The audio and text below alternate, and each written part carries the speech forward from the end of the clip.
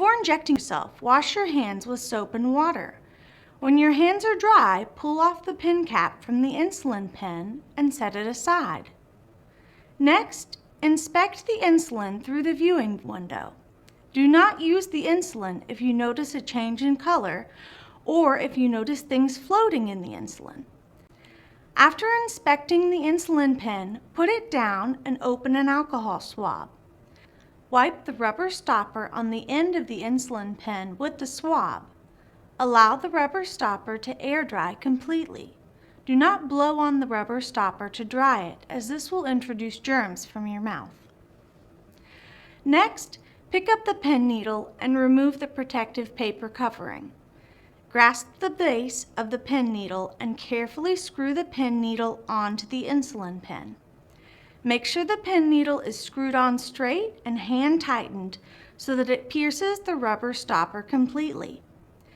Make sure you do not over-tighten the pen needle, as the pen needle base is plastic and can crack.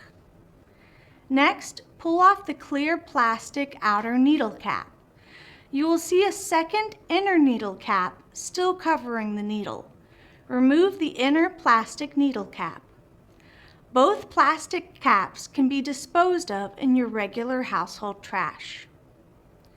It is important to always use a new pen needle for each injection to reduce the risk of infection.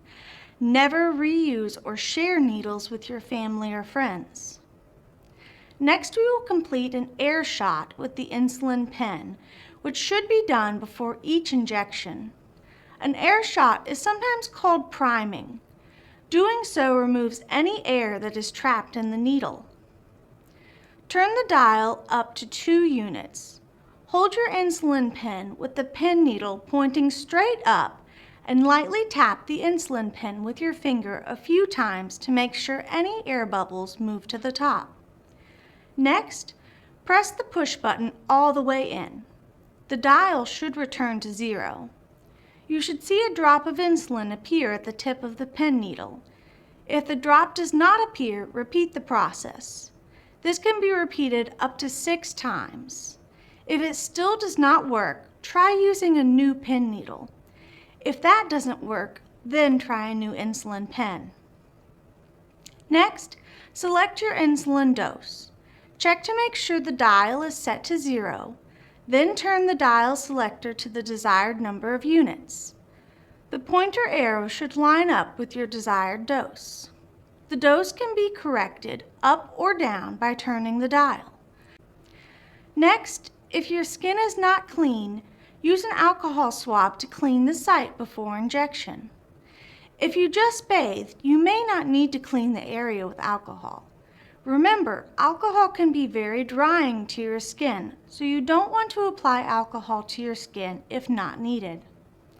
Insulin can be injected into either your abdomen or stomach area, buttocks, on the high hip upper outer area, thigh, or upper arm. That is the back, fattier part of your upper arm and not the muscle area.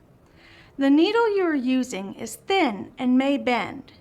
You may find that pinching your skin gently before injection can prevent bruising and decrease the chance of bending the needle. In addition, stay 1 to 2 inches away from your belly button, scars, or skin with open wounds. Insert the insulin pen into your skin straight in and not angled. Again, if there is not enough fatty tissue, pinch a 1 to 2 inch portion of skin in fat. Once the insulin pen needle is inserted into your skin, keep it in place and press the push button on the insulin pen all the way in and maintain it pressed until the arrow next to the dial returns to 0.